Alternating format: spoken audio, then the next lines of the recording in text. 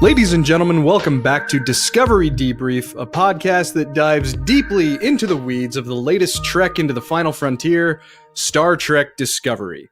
I'm co-host Chris Clow, and I'm joined as usual by members of our wonderful panel, including Rachael Clow. Hello. Hello. Zaki Hasan. Hi.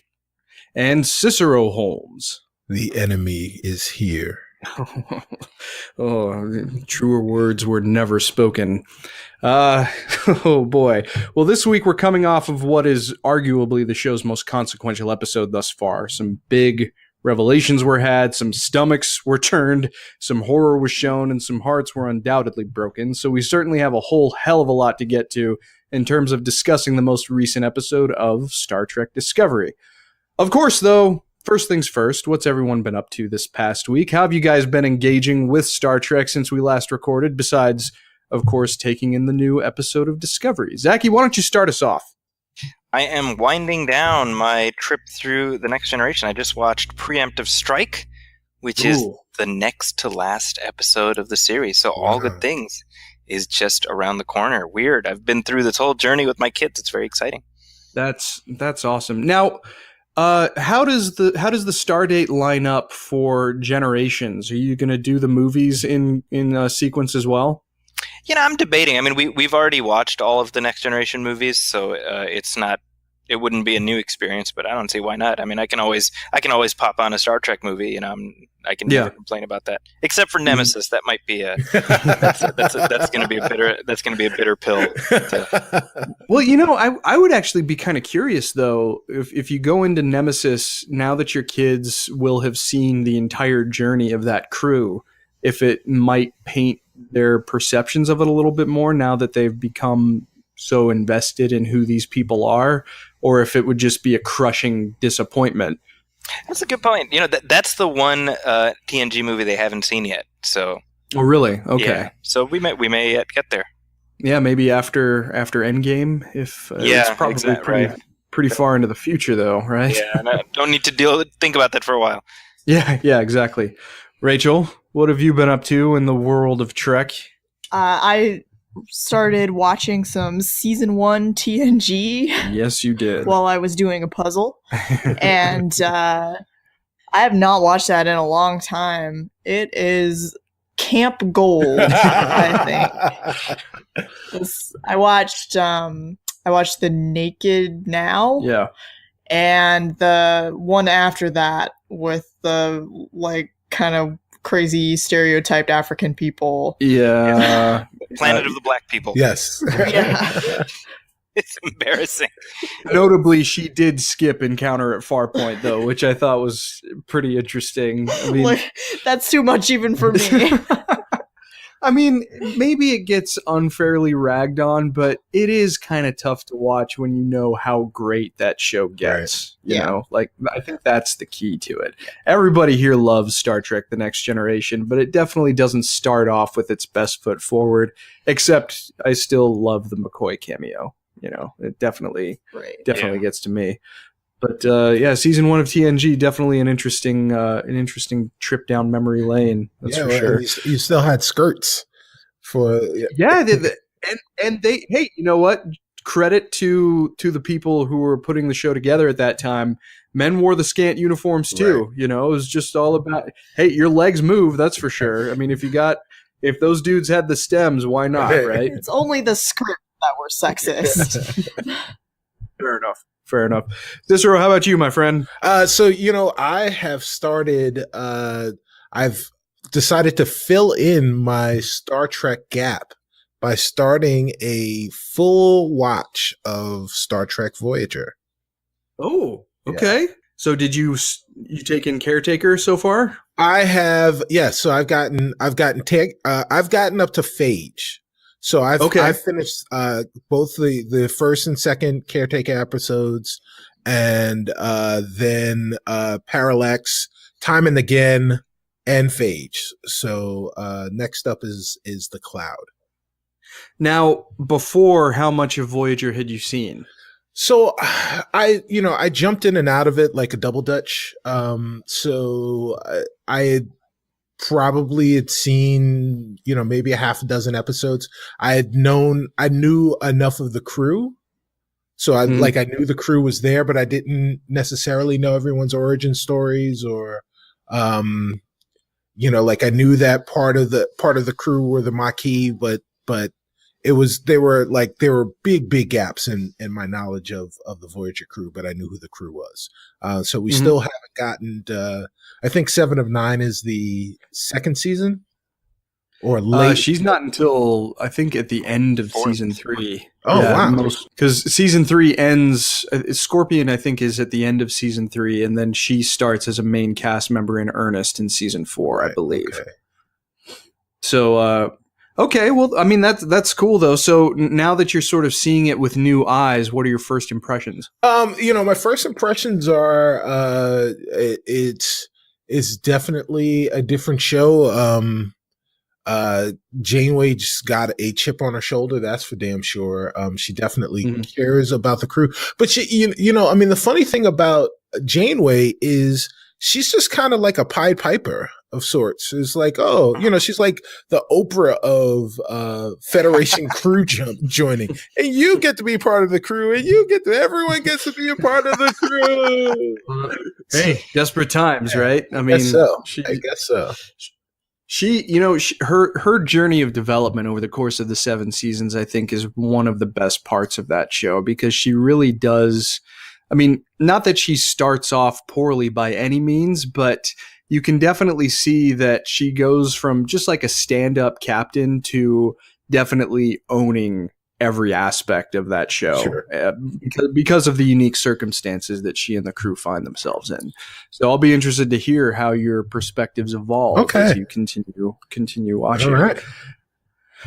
As for me, I mean, it's mostly been, so Rachel and I watched, a couple of season 1 TNG episodes, which is always fun. I rewatched a couple of episodes of the original series, particularly the Mark of Gideon was the one that left an impression on me from season 3.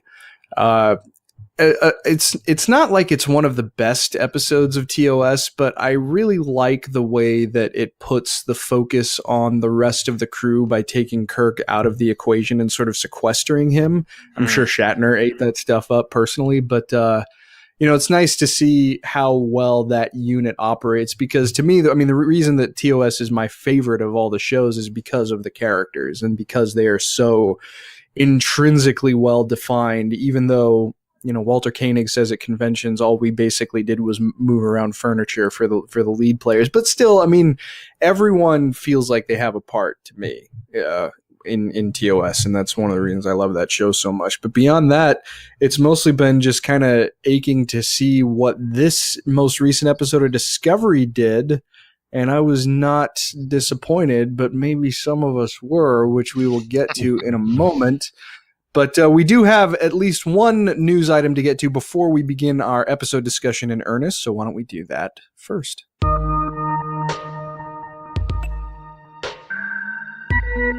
So as you may or may not be aware, it's now time once again for the Sundance Film Festival, and some Star Trek franchise alums find themselves around the fabled venue to talk about some of their projects. One such guy is John Cho, the incumbent performer to portray Lieutenant Hikaru Sulu in the Kelvin Timeline Star Trek films, initiated by none other than Mr. J.J. Abrams. Cho was asked by the hosts of the web show IMDb Studio about the current status of the relaunched Star Trek film series, with the Quentin Tarantino rumors invariably being brought up. So before qualifying things by saying that he hopes for his continued involvement in the allegedly developing project, the show's host asked him what he would like to see from the upcoming film. When one of the hosts brought up a hope of combining the old cast with the new cast, Cho enthusiastically agreed with the sentiment, but it doesn't seem like he had a lot of inside information to share. So this project, as we understand it right now, is still mostly clouded in mystery. I personally have kind of a hard time believing that the host was talking about a reunion strictly with the surviving members of the original cast, because obviously the biggest hurdle to that is that there aren't many of them left. And certainly William Shatner, Walter Koenig, and George Takei would probably be up for some kind of appearance like that. But I also know that Nichelle Nichols has eased back on a lot of convention appearances, which makes me wonder if she'd be up to play Uhura again. But what do you guys think? Could we see some sort of cast fusion a la X-Men Days of Future Past, or do you think Tarantino will go into some other direction inspired by the likes of City on the Edge of Forever or Yesterday's Enterprise? Rachel, why don't you start us off? Well, I know he wants to do like a time travel thing, so anything's possible, right? But I would think that if he was going to include previous cast members, it would be from Next Generation because they're all still alive, right? Yeah. Correct on that? Yes. Okay. Yes. Yeah, that's what I would think. But again, like I've been saying, I'll believe it when I see it when it comes to this Tarantino project. Yeah, sure. Cicero, how about you? I don't see the reason to want to do that. Like, outside of just paying fan service, or paying service to fans in that way. But I just think it would be a mistake to do it. So I personally wouldn't want to see it. And, and of course, if John Cho was asked if he'd like to see the crews, unite, of course, the answer is going to be yes. But I just don't know if there could be a really good narrative reason to do it. So you would be happy with just the continued adventures of the revived Kirk and company. Sure. And I think like Rachel said, #Rachel was right, is that I'd prefer to see something with the TNG cast, or something set in the future with cast members that are still alive and able to, and able-bodied for the most part. So, they don't have to necessarily have their doppelgangers out there, but can also exist within the Star Trek universe with characters that we know from the Star Trek universe, somewhere in the 24th century or beyond. Sure. Understandable. Zaki, what do you think?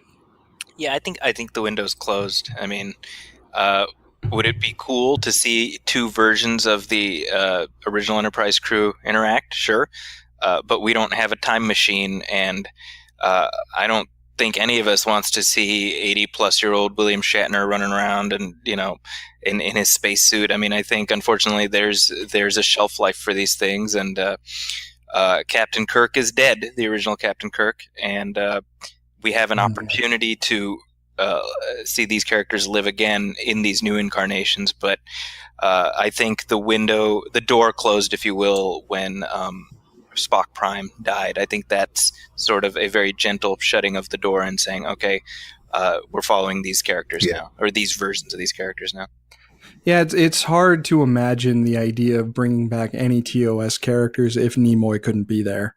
That's right. I mean, it would almost be nigh unpalatable for me, especially considering, and obviously, there's not a lot of people who would see something like this compared with a movie, but there was a really good story that closed out the last Star Trek ongoing comic book series that sort of brought the original crew and the 2009 crew together. And that was a wonderful story, and it was kind of told. And there was also a story that was a tribute to Leonard Nimoy called "The Legacy of Spock" that was also really good, and that kind of scratched that itch for me personally. Yeah. Whether or not a movie would be able to get anywhere near there, it depends. I mean, yeah, maybe Next Generation crew, maybe the Deep Space Nine crew, maybe the Voyager crew, maybe Discovery's crew, maybe the Enterprise crew. I mean, who knows what's in Quentin Tarantino's head? But I think the time like you said before, Zaki, I don't need to buy into the fact that these actors are these characters. Right. They've taken proper ownership of them, and I'm fine with seeing them run with the series. But that being said, I am still itching for some kind of Star Trek 6-esque goodbye to the TNG crew. But, we'll see what happens. We will have to sit back just like everybody else and see what actually takes place here. But right now I have to do a mea culpa because I'm pretty sure that so I'm going to take my headphones off now because I'm pretty sure that I spoiled the revelation in this episode for Zaki. So Rachael, she's a brilliant scientist, and she built a direct replica of an agony booth just for purposes like these. Marriages run on trust, and marriages run on the ability for the wife to punish the husband. And this is an instance, horribly. And so you this deserve it, Chris, I do deserve. So let me get up out of the chair. All right, open the door. Okay. All right. Okay. So I'm taking Zaki. I'm sorry. I deserve this. Okay, Rachael. All right. Okay. Sorry, Chris. This is for your own good. Not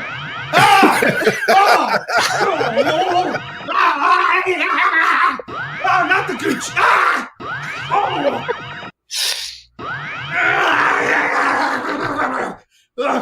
Okay, I think that's enough. You can come out.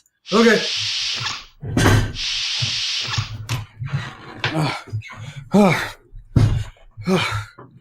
So, Chris, funny story. I think I'm leaking. Yeah. Well, yeah. Go ahead. You actually didn't spoil it for me. Really? But thank you for doing that. That's friendship right there. Walk it off, Chris. Come on. Never. Come on, we got a show to do, man. All right. Yeah. Never let it be said I'm not ready to take one for the team. Okay. All right. Well, so let's move along with our discussion of Star Trek Discovery, Episode 12, Vaulting Ambition.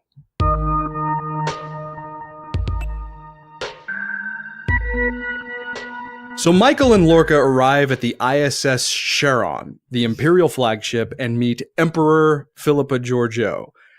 There was a lot of long title. She had a big name. I didn't take down notes, and I don't remember what it was, but it was awesome either way.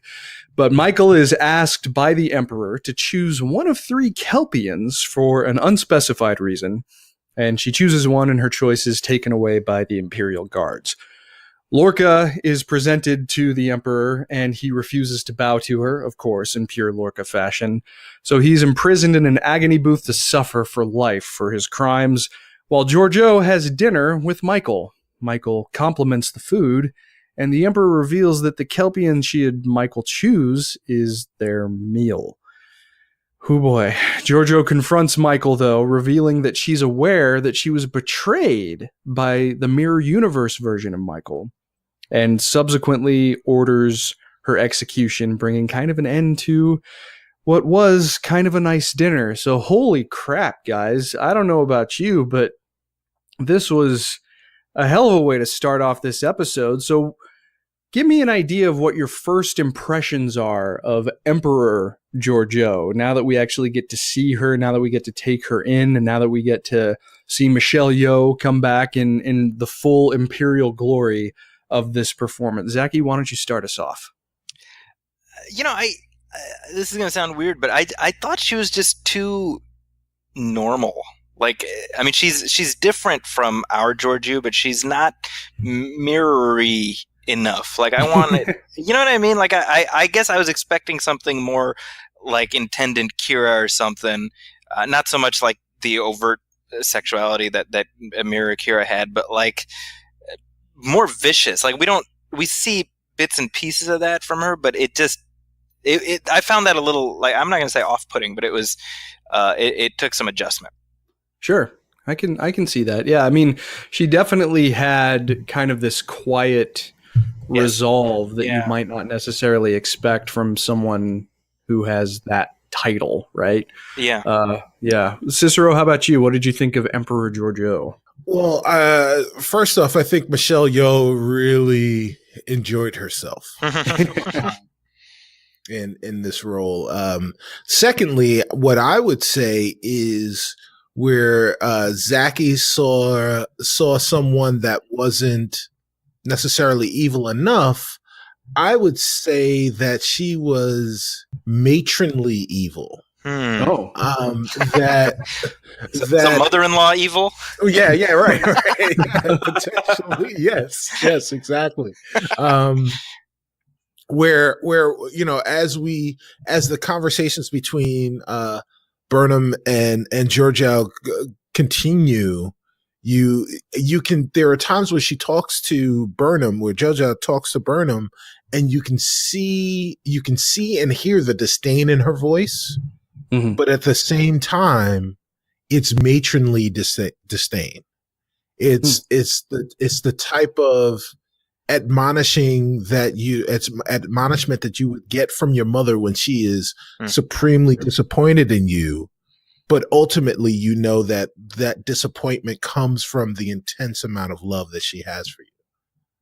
So I think that is part of what we saw in the portrayal, specifically when it came to Michael Burnham, and that she wanted to have before Zhao killed her, because she knew that's what she was going to execute her.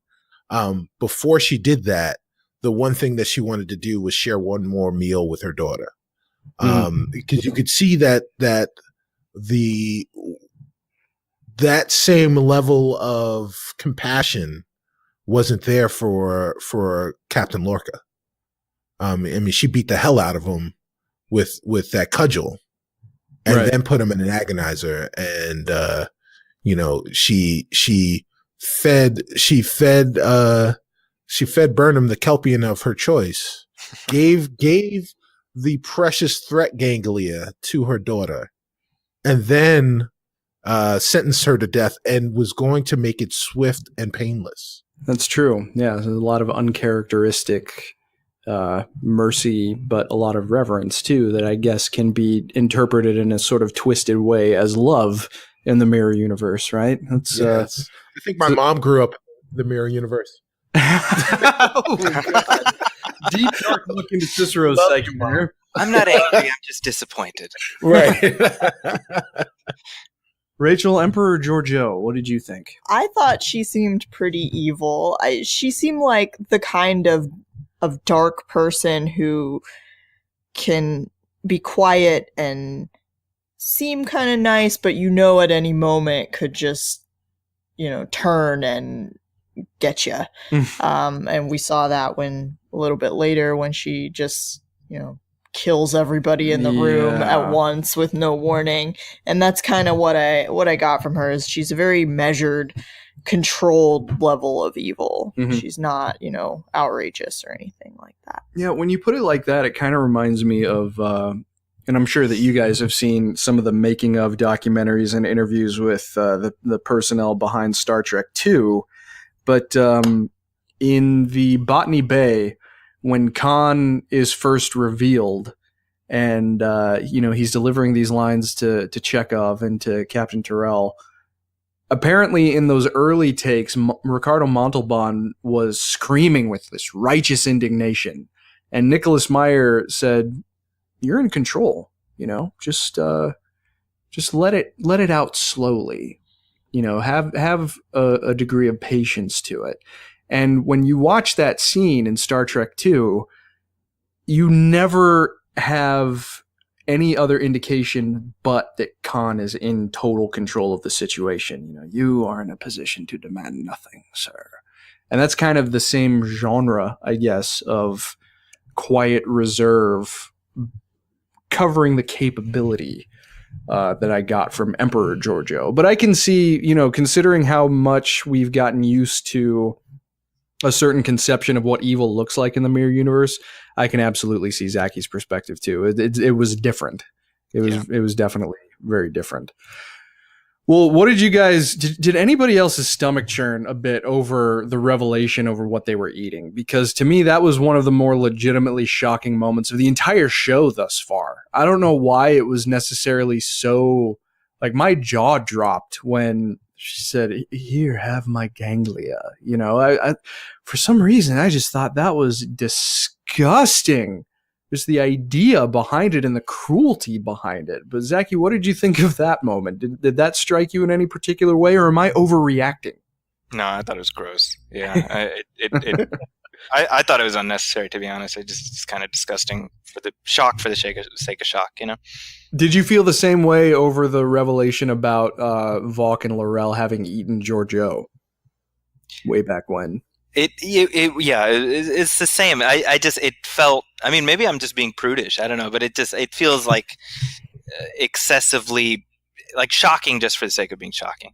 Mm-hmm. Yeah. Okay. No, I can understand that. Rachel? Well, kelpians are a prey species, in case you didn't catch the 50 times that. Right. So they might be delicious, Chris. I don't know. I'd prefer not to think about it, honestly. It's just oh boy. Cicero, how about you? Yeah, it's a thing where you it feels like cannibalism, right? Where it's sure, it's an alien species, but it's a sentient alien species. So it's not like their food. They clearly are on Kelpia or Kelp or whatever the name of the planet is. But in as far as we know, they're not. And the worst part for me was as I saw the 4 Kelpians there in the initial watch through, I was looking to see if any of them looked like Saru, and the one that she picked to me looked like Saru. So yeah, same here. So I went back to watch it again, and for some reason in my playback version, that scene was gone. So I don't. Yeah, it's totally weird. I don't know what happened there. So I can't confirm whether or not that was Saru or just that, it was just a good makeup job. So, it makes it gross on the fact that they're eating another sentient being. But also if Burnham specifically picked the friendly face out of the Kelpian she saw, she's now eating her friend and colleague. That's crazy. Yeah. Yeah. Absolutely. Maybe it is for shock value in that respect, but either way, I'm sure that the effect that I felt was intended. So I'm not gonna question it too much, but it definitely did stick out when watching this episode. Well, let's move along with the plot. So we find the Stamets working together with his mirror counterpart, who's trapped inside the mycelial network. We discover that the network is ravaged by a disease, while Prime Stamets find what seems to be a spore remnant of Dr. Hugh Culber, who warns Prime Stamets not to trust his duplicitous counterpart. After reconciling with losing him, Dr. Culber, that is, both versions of Stamets wake up in their own bodies. So what do you guys think of Spore Culber, or the vision of Culber that was found inside the network? Did his soul get caught in there somehow? Is the Spore network serving the same purpose as the Force in Star Wars? Is he a reflection from Stamets' mind? Is he just a plot device? What do you guys think of this, Rachel?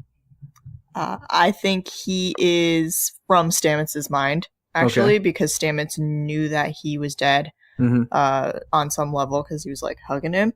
So I think that he'd come from Stamets' kind of subconscious, and that's how he was seeing him there. Interesting. To help him deal with the grief. Right. Yeah, sure. Zaki, what do you think? Yeah, I think it's whatever you need it to be.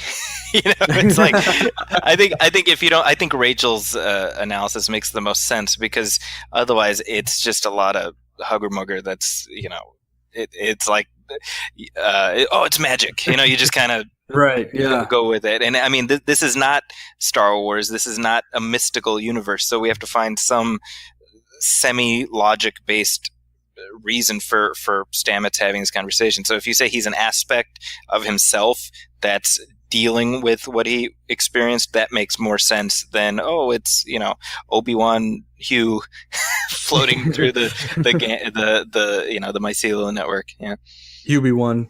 Hubie. Oh, there you go. Yeah, that's better. Cicero. Yeah, you gave a lot of rationales for it. Yes is my answer to that. So the closest thing that we have to magic in Discovery has been this mycelial network, And there was a time, well, and I think Rachel's analysis is probably correct, because a lot of the things that Culber had to say to Stamets were things that Stamets had already said. So Right. you know, these were things that were already part of his, or you know, part of his consciousness.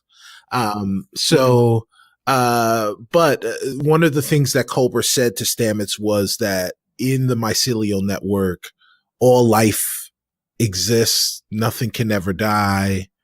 You know, so there is potentially still, I'm still kind of holding out hope that somehow they're able to bring back Culber's consciousness to his body in some way, shape, or form. Who knows?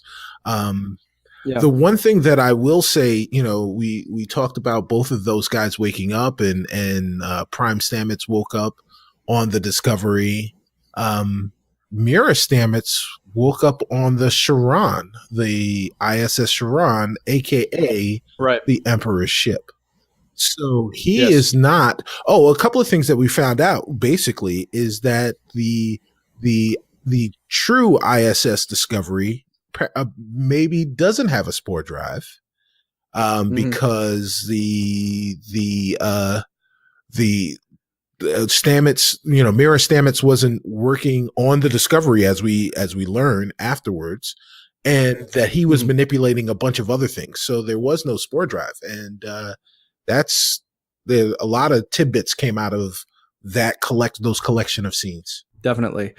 I was pretty unsatisfied with the appearance of Spore Culber. I mean, certainly not because I don't want to see Culber. I love Dr. Culber as a character, as I think I've made pretty clear, but it was a little fast and loose with the reasoning. And I understand that, yes, this is probably something that's going to be worked up to in the remaining episodes of the season, and I'm sure all will be revealed by the time we get to the season finale.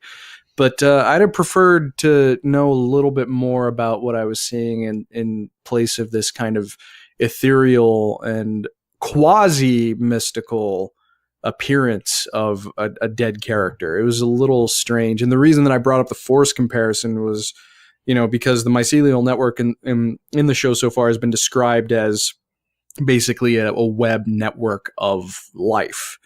And, you know, it doesn't take a lot of extrapolation to, you know, see the life between things. You know, it surrounds us and penetrates us and binds the universe together, that sort of thing. So we'll see what happens. I mean, I'm willing to roll with it. I like Dr. Culber. I would also like to see him come back, but it was just a little strange to me, I guess. This kind of stuck out like a sore thumb when watching this episode. But we didn't get a significant look at what sets Stamets' counterpart apart from the Prime version, but it's also possible I missed something. Did you guys pick up anything about Mirror Stamets that has stuck with you? Zaki? I think they're being deliberately vague, and that, you know, the thought that I had throughout their interactions was like, dude, he's in the mirror universe. That means that we shouldn't take at face value that he's a benign presence in all this. So I think they deliberately. I mean, I think in the next chapter we'll see evil Stamets. We got groovy Stamets. We're gonna get evil Stamets. Very true. Cicero, how about you? Yeah, I mean, I think that what we're getting a lot is exposition from all sorts of weird people. You know, we I think correctly predicted that we'd have exposition Giorgio, and we got a lot of that this week. But we also got exposition Culber, who spent some of his time as we're trying to figure out why he's there, talking about Mira Stamets and the things that Mira Stamets seems to do with the mycelial network in the mirror universe. So clearly he's duplicitous. Clearly, when you meet up with him, you realize that, you know, there's just something up with him when they get into that lab.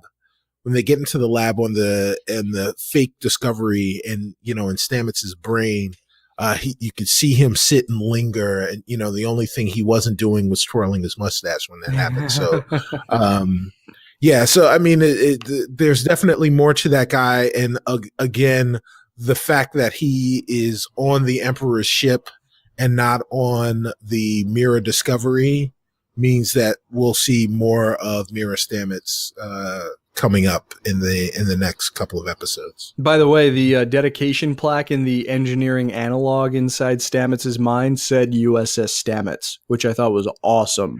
Oh, really? I didn't even notice that. That's awesome. That was really cool. Rachel, Mirror Stamets, what do you think?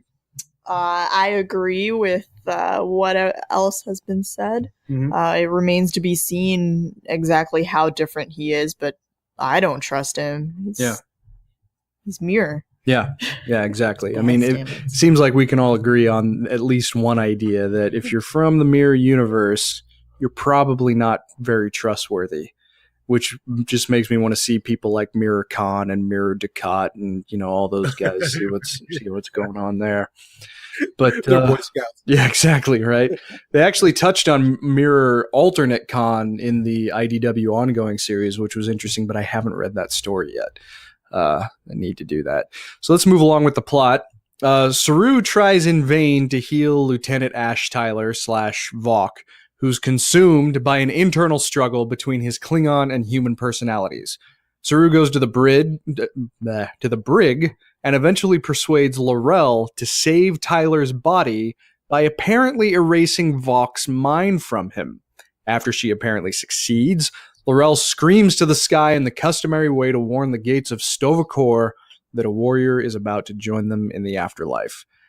What do you think of L'Rell's motivations here in performing this procedure? Do you think that she has any ulterior motives, any plans that we necessarily aren't aware of at this point?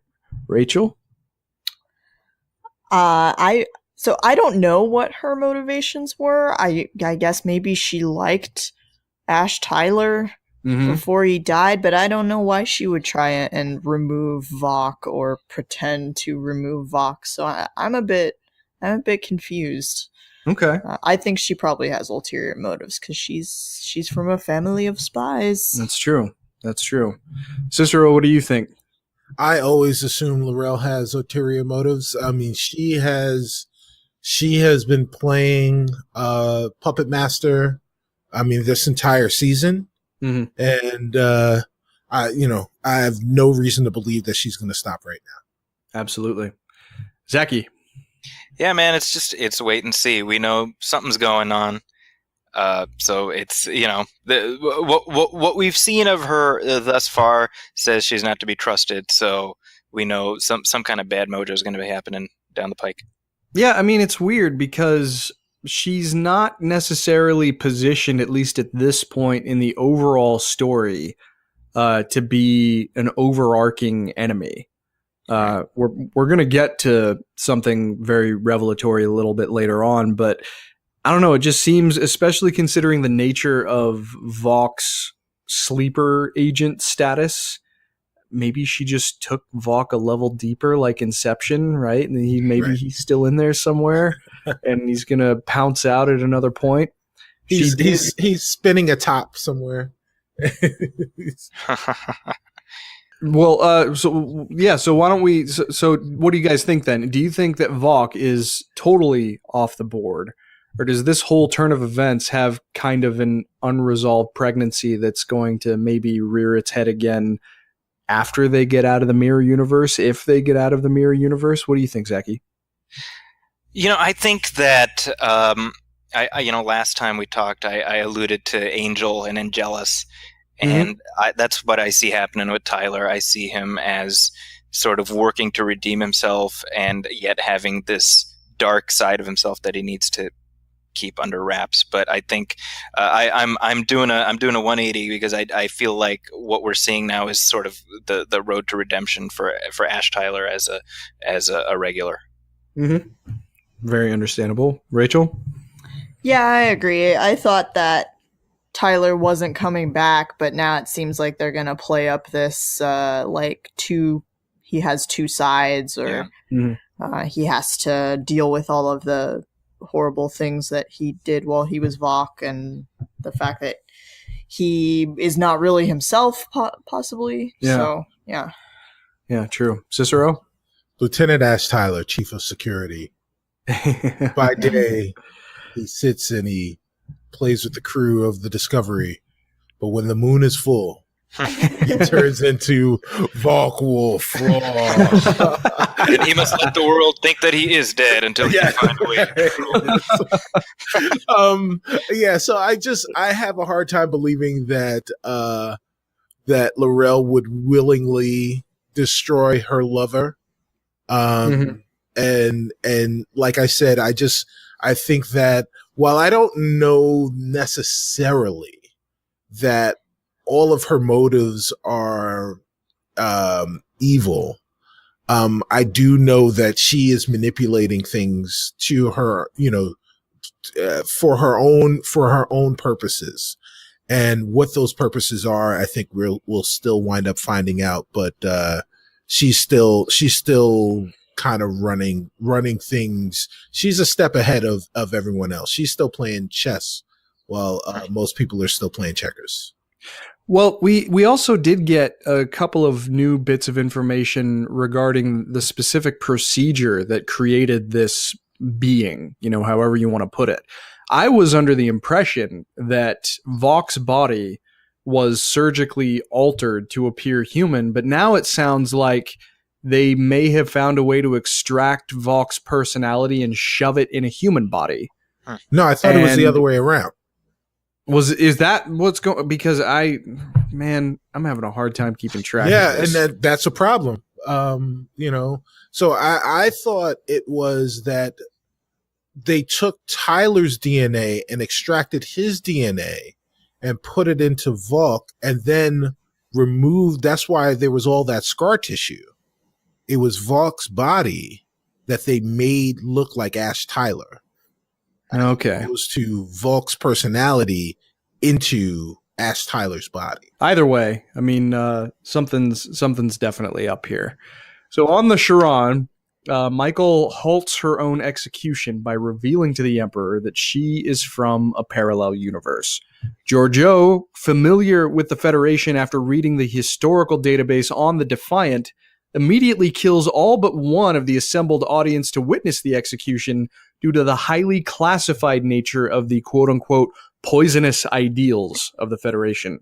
Michael makes a deal with Georgiou, the schematics of the spore drive, in return for the unredacted data logs of the Defiant so that they can actually try and find a way back home in a similar fashion. So how different do you think the personalities of the characters are compared to their mirror universe counterparts? Do you think the characters are fundamentally the same but have grown up with a vastly different set of ideals? Or do you think that they are just different characters, full stop? Cicero, what do you think? Well, I think that they are more the former than the latter, because of the fact that we know that that Emperor Georgiou is afraid, or at least reticent to allow those types of poisonous ideals to fester and ferment within the Terran populace, because he believes that they could potentially take hold. But also, I think one of the things that we see is that despite everything, everyone's human. And, at least the humans are human. That there is a level of compassion, even as an evil person. Georgiou has compassion for Burnham because she loves her like a daughter, and how that demonstrates itself in the Terran and the Terran Empire is completely different, or is different enough in the Federation that they would treat children differently, but ultimately still there's love for your child. So I think that, fundamentally humans are humans. And I think we could say beings are beings. Despite the differences in the universe, the tenors of the universe. Right. They're just wearing rose-colored lenses, or in this case, I guess, hate-filled, fire-colored lenses. Right. Because that's what they grew up with. Zaki, what do you think? I think, man, this gets to just my issues with the mirror universe in general. Sure. Yeah. I was just thinking about it. I was like, how many hundreds of hours of Star Trek are there? And of those, how many have been devoted to exploring this, to me at least, a concept that has about 50 minutes worth of interest in it? To me, it's disproportionately. We've spent way too much time in something that the closer you look at it, the less it makes sense. Mm-hmm. This is something I think Rachel was saying last time. It's like the mirror universe worked to me as like a one-off thing where we're like, look, what would happen if Kirk was evil? Right. Okay, but if we're looking at it as a continuum, you say, how the hell do you end up at a place where everyone is kind of in the same place, but they're evil now? Time doesn't work that way. Do you think? Let me ask you something on top of that, because this might be a little risky because I'm about to indict Deep Space Nine. Uh-huh. Do you think Deep Space Nine may have ruined things? Yes. To a degree? Wow. Okay. Well, all right. Yeah, before you even say, yeah, no, absolutely. to me, Deep Space Nine should never have gone back after that first episode. Mm-hmm. Sure. Because suddenly it's not even the mirror universe after the first episode. It's like the human resistance, and I mean, you know what I mean? Like you've spun the concept past what was it, Jerome Bixby, I think, who wrote the original episode. That's not what he intended. No. So to me, I don't know. I sound like negative Nelly here, and I don't mean it that way. But like, I mean, it's just to me that's my problem is the concept is something that works as a one-off, and every single time you extrapolate and add more to it, it just draws attention to how it doesn't make a lot of sense. So do you think necessarily then that this specific exploration in the mirror universe would be more, less, or just as potent, let's say, had Deep Space Nine either never gone there or had only gone there once? I mean, it would certainly be less. It would feel less like, oh God, here we go again. Sure. Yeah. I mean, I remember watching DS9 during the initial run. Whenever it was a mirror episode, I'd be like, oh, like that was my, And I said this last time when Enterprise did it, same thing. I was like, oh man. And so now we're stuck here. I'm like, can we get back, please? Right. And we'll talk about a little bit more towards the end of this episode. But like, yes, we will. The fact that we've now sort of dug in like a tick is I think that's one of the reasons where I'm like, oh, God, come on. We don't have that many episodes in a season of Star Trek anymore. We can't we can't just move into the mirror universe, Right, sure. Yeah. Understandable. Well, okay, pedantic continuity stuff. Well, not really, but kind of. What do you guys make about the knowledge of the Federation being such a closely guarded secret here in the mirror universe, especially considering Giorgio's apparent disdain for the principles by which the Federation operates? Because I kind of loved how she characterized the very existence of the Prime Universe, or at least the knowledge of its existence, as dangerous. I thought that was kind of a cool way to illustrate the diametrically opposed philosophies of the Federation and the Terran Empire. Rachel? I think that it sort of speaks to the previous question, in that the people in the mirror universe might not be inherently evil. It's just that they've grown up with like in a timeline where the Federation or Terran Empire Earth took a much darker turn, and so they're living in a much more violent kind of timeline. So to that end, it makes sense that you wouldn't want the ideas of the Federation to really get out. So because people could start doing stuff. Yeah, sure. Zaki? Yeah, I'll just echo what Rachel said. I think as the continuity side, I like that. I like that they're, I've said this before, anything that ties in Enterprise much closer into the overall continuity of the franchise, I'm in favor of. So I do like the little like ooh, I know what she's talking about.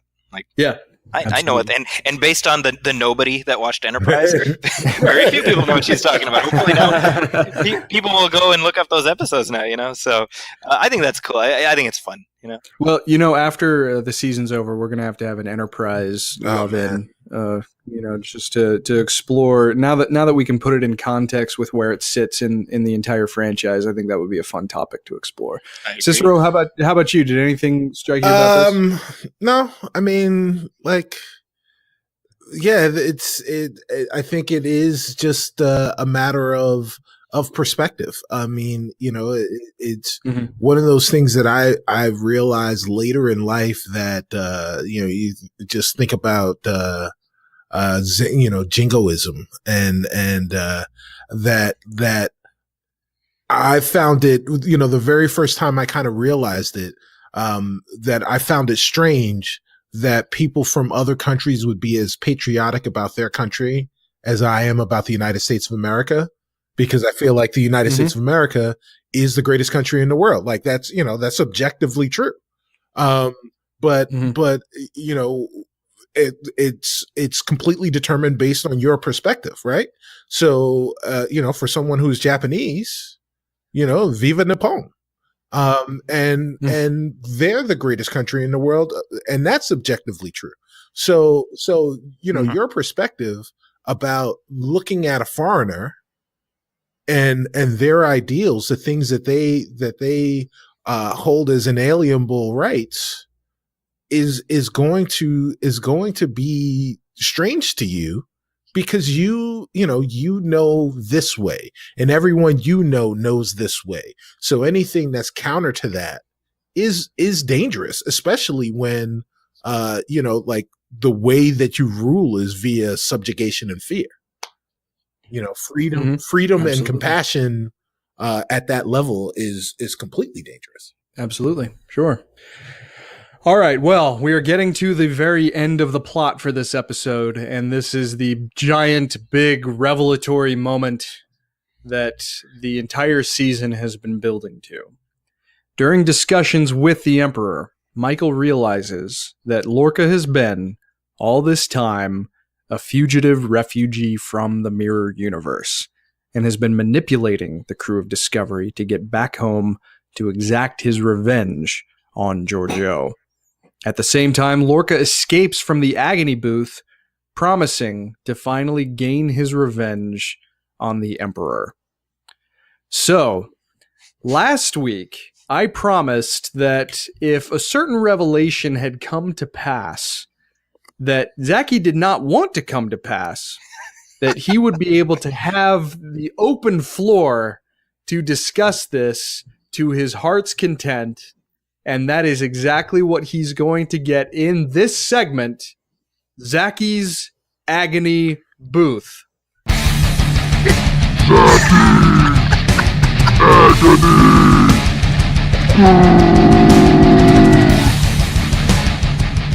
Oh man, I want something to complain about every week just so that you can do that.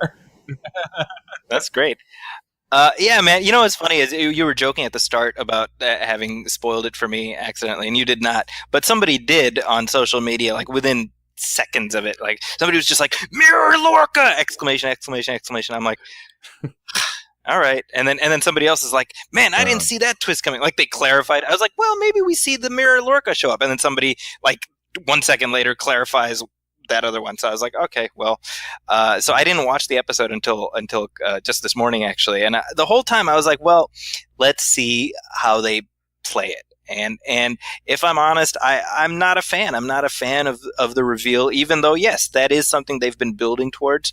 But to me, it is still, it feels like a bait and switch. And something that I've talked about in previous episodes is I find Lorca complicated and interesting, and I find the idea of a Star Trek captain who's still presumably trying to live up to what the Federation is while sort of navigating these gray areas. That's interesting. That's something we've never seen before, and especially seeing him through the perspective of a different character, like that's all very interesting. And so when I said let's see how they do it, I was willing to accept maybe that he he is the way he is, but he disagrees with the Empire or something. But no, instead the whole thing is just an act. He's just been pretending to be, not even really pretending really well to be good when you think about it, because he's been pretty bad all along. But the fact that he turned into Oil Can Harry at the end, to me, like, I can see, like, okay, well, let's see where things go, obviously. But to me, it makes me lose all interest in all of the stuff they've been doing with him up to this point. Because to me, it's just a cheat, you know? And I think that goes to number one, what I was saying earlier, just my general antipathy towards the mirror universe as a concept. And the fact that we're intertwining this show into the mirror universe in this way, that's just, I mean, I have to be honest and say that's just not interesting to me, you know? So it's disappointing, because I feel like the better twist would have been, oh, you think he's from the mirror universe, but he's not. He's just an ass. Like, that's more interesting to me. Like, you know, I mean, it's funny because now everyone online is like, oh, I saw it coming. Oh, when he did this with Admiral Cornwell. And, oh, when he did it. It's like, you didn't see it. I mean, that's all stuff you can point to now in hindsight. But to me, that's all the stuff that's like, why is he, like, what's his deal? Like, how did his experience on the Baran screw him up? Like, that's a thread that's so much more interesting than, oh, yeah, actually, he's the evil guy from the evil place with all the evil people. And, yeah, so evil. Like, come on. Mm-hmm. You know, that's me. I'm done. I'm done agonizing. That's the end of the agony booth this week. Okay, well, I don't know if that makes sense what I just said. No, I mean it does, but it does bring up a question that I did want to ask you, because obviously, you know, this is something that you did not want to happen, and I totally understand and empathize with that perspective. But does this at all change your previous expression about mirror versions of characters lacking sufficient depth to be independently interesting? And on top of that, does this revelation make you more or less interested in learning about Prime Lorca? I mean, I guess we can intuit that Prime Lorca is probably dead, right? I think, haven't they even said as much? Or did I dream that? I think you dreamed that. I mean, as far as we know. Okay.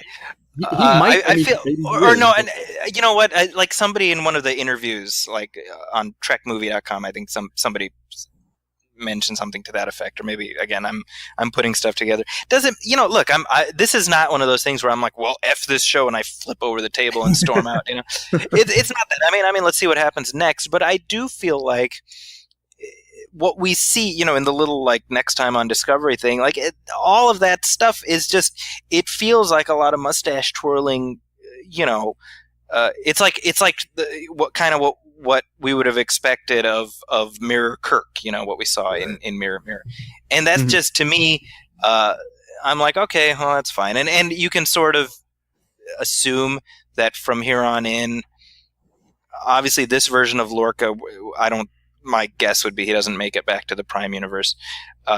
So either Jason Isaacs is not long for the show, or we're going to be reintroduced to regular Lorca, you know. And I don't know. Neither of those ideas is hugely appealing to me, because I like having Jason Isaacs on the show. But now it's like, oh, this is the real Lorca. He's been, you know, floating in space for 6 months or whatever. You know, like what's how do you rationalize it? You know, it's all bad. Yeah. Well, yeah, I mean, it definitely depends. I mean, I don't necessarily think that if Prime Lorca is introduced, he has to be fundamentally different from the guy that we've seen. But I mean, if past his prologue, then that's probably going to be the case. But right. Let's open this up a little bit. So, how does everybody feel about this revelation? And has it changed the central conflict of the storyline, or do you have questions about it for the future, Rachel?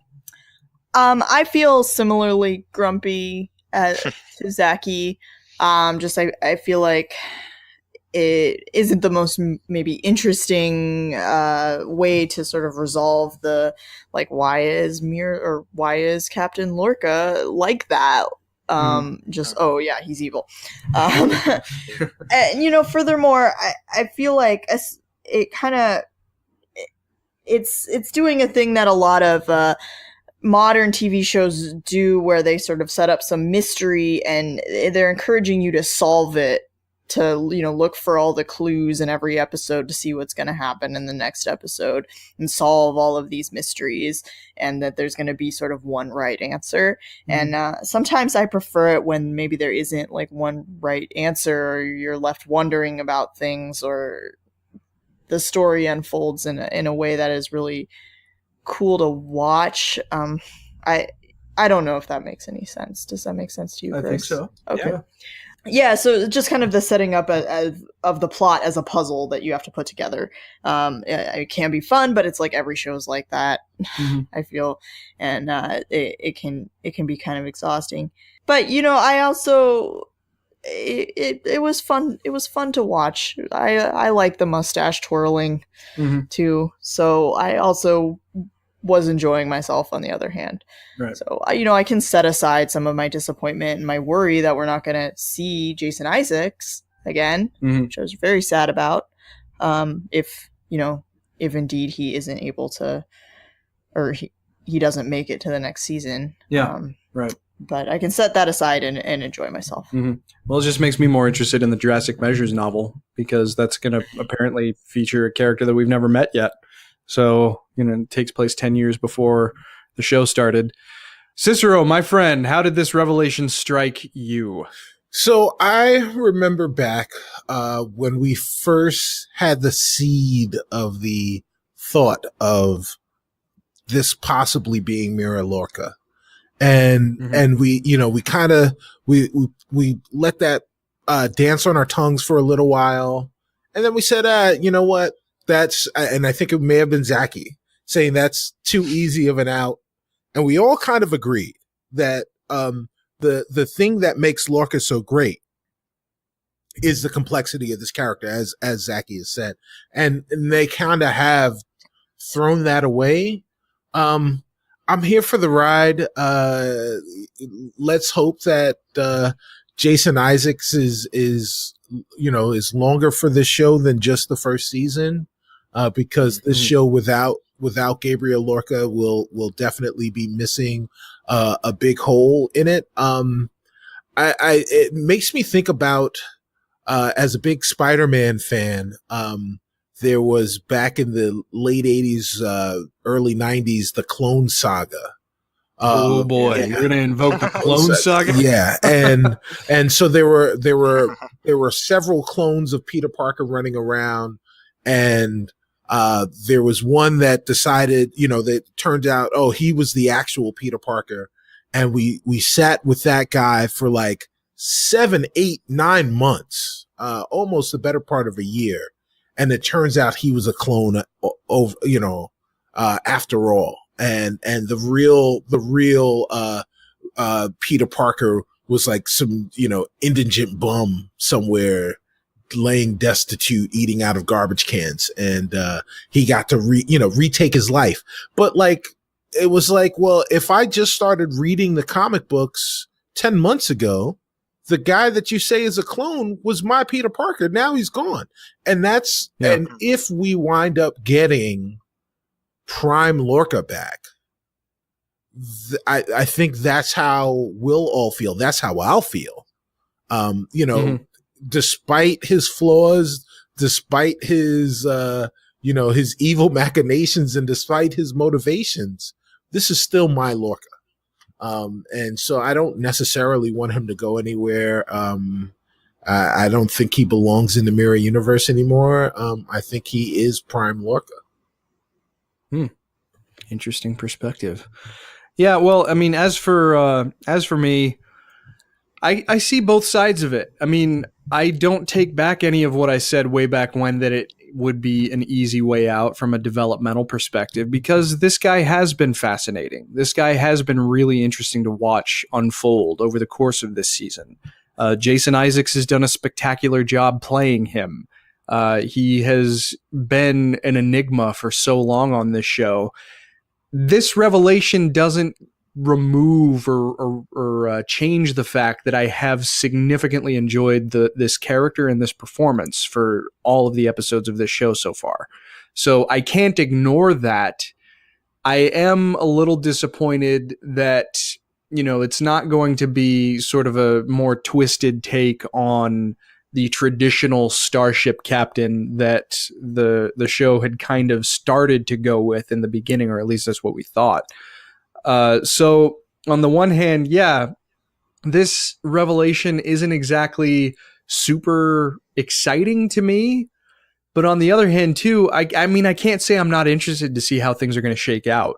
It's there is quite a consequential conflict that's coming up, and it'll be kind of interesting to see how Prime Burnham and Mira Lorca end up butting heads over this. And yeah, the writing was probably on the wall when Lorca snatched Burnham from prison way back in episode 3. I mean, they had never had an association before, but they did in the mirror universe, apparently.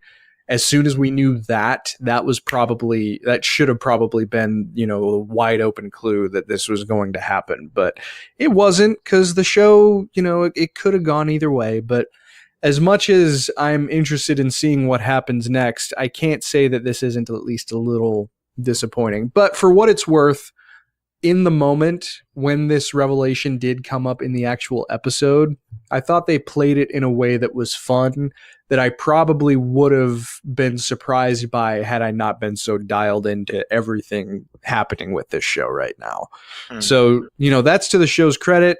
I kind of wish it had gone a different way, but I'm open to seeing what's next, I guess, is how I'm putting it. So I guess I'm sitting on the fence, to be continued as far as, where this is exactly going to be taken by the time season 1 is finished. All right. Well, so a lot of stuff to think about as we prepare to watch next week's episode and as we prepare to reconvene. But we actually do have some listener questions and comments. So why don't we do something we haven't done in a while and open up the old communicator?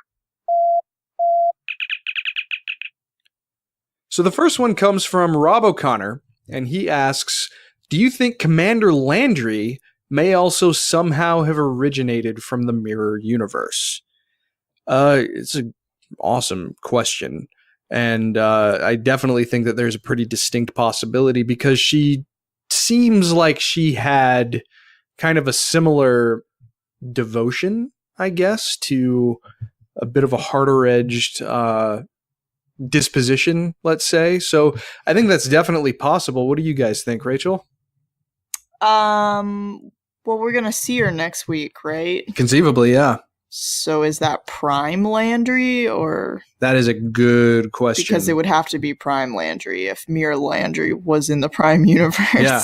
So that brings it. So is the Baran crew maybe around in some capacity, and does that leave things open for Prime Lorca? Ooh boy. I don't know. Cicero, what do you think, man? Well, there is a really good chance that was Mira Landry, because they were super close. Right. Landry and Lorca. So, who else? And not only were they super close, emotionally, but they were super close physically. Right. So I mean, that definitely makes sense. I thought Burnham said that the Baran was gone when they moved, it was also destroyed in the mirror universe, when they first got there and he asked about the Baran, when Lorca asked about the Baran. She did say that. Yeah, absolutely. She said that it was, I think that it was, lost, because when Lorca asked, is my crew alive? And she said no. She didn't give a lot of detail beyond that, though. Right. That is true. So I'm wondering, A, is that true? And B, are the records that she was able to look at complete? Because we also don't necessarily know if Mira Burnham is dead. She's presumed dead. Right. So is the crew of the Baran also presumed dead? Right. That is true. There's enough of a doubt. There's a shadow of a doubt in there. Right. But, if the episode opens up and it becomes clear that it's Mira Landry, then, I guess I'll just shut up. But still, very good question, Rob. And it's definitely something that the gears are going to be turning in our heads for as we prepare to watch next week. Mm-hmm. Next question from Peter Smith. If they've swapped places with alternate Discovery, what are they going to find when they inevitably end up back in the Prime universe? I understand that the Klingon War is going to be wrapped up by the end of this season, but I can't see how, with only 3 episodes to go. Is this going to end on a cliffhanger? Thank you for the question, Peter. I don't think it's going to end on a cliffhanger, only because, when they went into producing the first season of Discovery, they didn't know if they were going to be able to get a second season. So, cliffhanger, I don't necessarily think that it's going to be a huge cliffhanger. It might end with a sense of possibility. I don't necessarily think that it's going to end with a nice little bow on top, but I'd have a hard time believing that it's going to end on a fully fledged cliffhanger. But your question is still absolutely a valid one. What the hell is going on with the ISS Discovery? Has it been destroyed? Did it ever have a spore drive, as we talked about before? Because we know that they probably didn't, but we don't know for sure either. So still a lot of questions in that regard. But Cicero, what do you think about this? Yeah, I don't know particularly that the Discovery is going to wind up in the Prime universe, or at least not in the Prime universe in their own time. Mm-hmm. So that's one thing. And while it may, while I think you're right that because the writers weren't sure if they had composed the entire season prior to shooting the season, then, and not knowing if they were going to get a second, you can't really do a cliffhanger at the end. I mean, you can, but I think it's going to be left open ended in some way, shape, or form.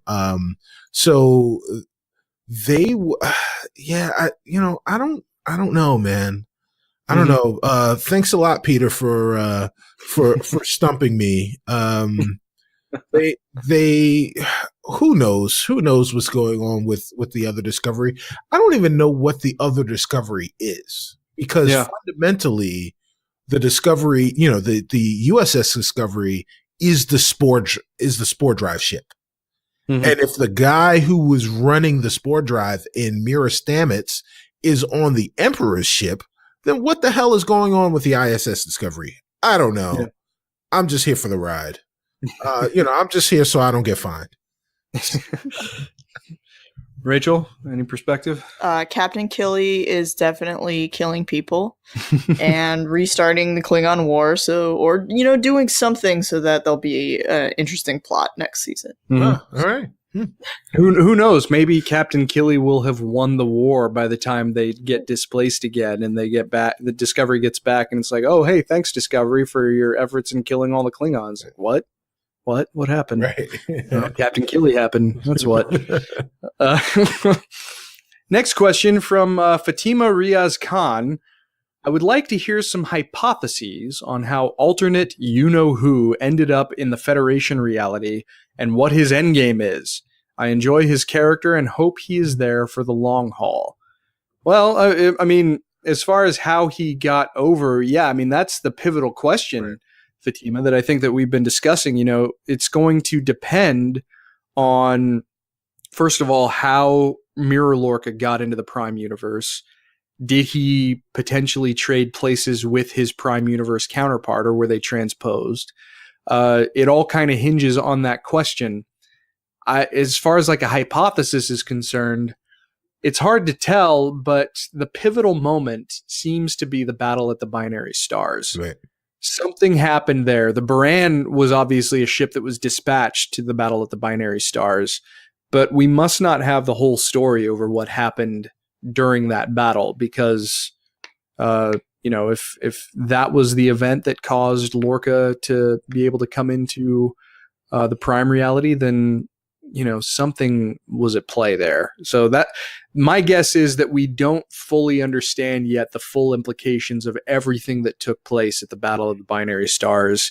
And the exact question that you ask is probably going to be the pivotal question that the Mirror Universe arc that we're in now ends on. But that's just my guess. Do you guys have any perspectives on that? My hypothesis is that it was an accident, because he seemed to, he seemed to be, when he was in the Prime Universe, Captain Lorca was trying to find a way back. So it seems like he didn't know how to get back except to use the spore drive. So that leads me to think that he didn't necessarily come to the Prime Universe on purpose. So maybe there was some sort of accident on the Bran.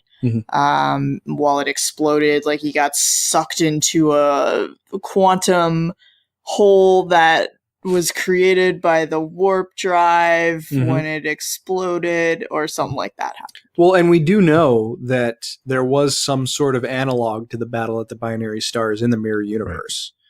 They made reference to it. Yeah. So, you know, the butcher at the binary stars, as Michael Burnham was called. So, yeah, it'll be really interesting to see. Cicero, do you have any thoughts on this? Of course I do. Fatima, listen to me. All right. You didn't come here for logical reasoning. You came here for hypotheses, right? So here it is. Mira Lorca was working with Mira Stamets with the spore drive. Well, not the spore drive, but with the spores. And they figured out that the mycelium network actually existed. And with Mira Stamets, he was able to find his way because he knew his time was almost up. So he was able to escape death by getting away. Oh, you know what he wanted to do? This is what it's all about. Mira Burnham is dead. In his grief, he goes to Mira Stamets and he says, we've got to figure out a way for me to go to the other universe, to another universe, and find Michael Burnham so that we can do the thing that we wanted to do. In his grief, overcome by his love of Michael Burnham, he goes to the Prime Universe searching for her. And that was why he did it. It's all about love, y'all. I believe in love, y'all. That is Fatima. That is what you wanted. That is what you get. Absolutely perfect. I couldn't have put it any better myself. Wonderful. All right, moving along to the next question. I don't know how we're going to top that, but from Kuram Rafiq, do you think that Mirror Lorca has actively done something to either Prime Lorca or Mirror Burnham? In the case of the latter, would it make more sense if she had actually been killed? Well, I mean, Mirror Lorca and Mirror Burnham, they certainly had some sort of more complicated relationship, considering that Burnham seemingly had split loyalties, right? I mean, she was Lorca's lover, but she was also the Emperor's daughter. And I'm sure that comes with its own set of pretty significant character hurdles. As for whether or not Mirror Lorca has done something, I'm not sure if he necessarily had the chance to. Just because, you know, as far as the Mirror Universe is concerned, Burnham is missing. She's not confirmed dead. And Lorca did actively seek Burnham out, which seems to think, at least that indicates to me that there's something unresolved there between them that he might be trying to resolve with at least a vision of Burnham. So, yeah, I mean, I don't know if it would necessarily make more sense if Mirror Burnham had been killed. If anything, I kind of think that she might end up showing up in one of these next couple of episodes, to the shock and awe of everybody. And maybe she'll bring Prime Lorca in tow. Or maybe Prime Lorca's been underground with the Resistance the whole time. I mean, who's to say for sure? But something's going to happen. And now that the preliminaries are out of the way, and since everything that we've guessed and conspired about has actually come to pass, it is kind of exciting to be in relatively uncharted waters. So that's my perspective on it. But you guys have anything to add? Yeah, I do. Not only is Mirror Lorca pining over his lost love that was killed, definitively dead. You've heard it here first. She was also pregnant with their love child. Whoa. And his hope was to find Burnham, find another Burnham, and get that Burnham to fall in love with him so that they could have that child. So he could have that child once again. I think both Prime Lorca and Mira Burnham are both dead. Okay. I think Prime Lorca's alive. And I think he's but I think he's in the Prime universe. I think he's locked in a supply closet somewhere, maybe with some food and some water, but he's all tied up and he's like, whoa! Get me out of here. Well, hey, who knows? We might be saying hashtag Rachel was right next week. It's low tech, but it works, all right? If it ain't broke, don't fix it. Yeah. All right. So next question from Saif Siddiqui. This might be a stretch on my part, but did you guys see similarities between the Myceliverse and the novel/film Solaris? That's a hell of a stretch, but it's awesome. Yeah. I have seen both the Stanislaw Lem version of Solaris and, of course, the Steven Soderbergh version that stars George Clooney. Definitely the appearance of Culber in the mycelial network, I can definitely see how you drew some comparisons to Solaris. I mean, obviously in Solaris, the alien entity took the form of familiar faces, but was not those actual people. I got the impression that Culber was Culber. Whether that's because he was drawn from Stamets' mind or not, I can't say for sure, as we talked about before. But that's a cool connection. And the entire thread of the mycelial network definitely does bring up some visions of Solaris, particularly the Clooney Soderbergh version. So very cool callback. I like that. I like that a lot. You guys have any thoughts? I had not seen that film. No? It's worth watching. The Stanislaw Lem Russian version is really long, and it's comparatively low tech, and you might even call it boring, but it's definitely like a pure sci-fi movie. But Soderbergh's adaptation is very interesting. It won an award in the Washington D.C. Area Film Critics Association, the one with George Clooney in it.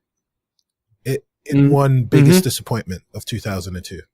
Well, I mean, I think it was marketed very poorly because they tried to kind of make it like this thriller, at least in the advertising campaign, but it's not a thriller at all. I mean, it's a very slow burning drama that I think Clooney has even said is one of the most difficult films he's ever acted in.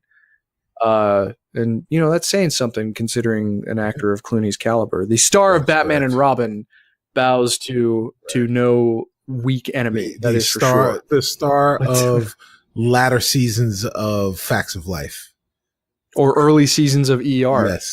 Yes. I mean, let's not forget where Mr. Clooney comes from. Well, the final question comes from Star Wars fan extraordinaire and my personal friend Paul Herman. Do all the people living in the mirror universe have mirrors on their ceilings? Yes, Paul. Yes, they do. You've cracked it. We were trying to figure out, and I think that's it. Why do you think it's called the mirror universe? Obviously, it's because they all have mirrors on their ceilings. Nicely done. Without watching a mirror universe episode, you put it all together, and I'm very proud of you. That's why there's all that sexy time in the TOS version. Exactly. Ooh, when the doors aren't a swooshin'.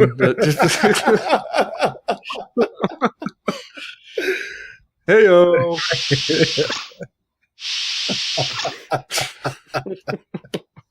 I like soundboards too much. All right. Well, we have come to the end of a long journey. That was a hell of an episode of Star Trek Discovery that we got to watch, but lots of things being set up as we head into the remaining couple of episodes of the show. But that is going to do it for episode 14 of Discovery Debrief. We hope you enjoyed the show, and if you did, please like and follow us on our social media channels. And if you'd be so kind, we'd also appreciate it if you wrote a review for the show on iTunes or Facebook. It only takes a minute, and we'll be happy to read your review on the air when it is posted. Recently got a very nice 5-star review from Rob O'Connor. Thank you so much, Rob, for posting that. Really glad that you're enjoying the show, especially enough to write a review for it. If you have any questions, you can follow the show on Twitter at DSC Debrief, where you can also find all of our individual Twitter handles. And feel free to send us questions through Twitter, our Facebook like page, or by emailing us at hailingfrequencies@discoverydebrief.com. Please be sure to set your courses for this feed for future episodes, and keep an eye on our various channels to find out when you can listen to our next episode as we barrel forward, heading into the conclusion of Discovery's first season. And of course, in the weeks to come, we will be able to tell you a little bit more specifically of what we will get up to when Discovery actually goes off the air, because we don't plan to have Discovery Debrief go away just because Star Trek Discovery isn't around anymore. I think we've carved something out that is fun, that's special, that a lot of people seem to enjoy. So we're going to keep bringing it to you, maybe not on as regular a basis as we have been, but we certainly don't want to put the moorings down in dry dock just yet. As always, though, until next time, long live the Empire. Long live the Empire. Long live the Empire. Yeah. Perfect. Go boldly, my friends.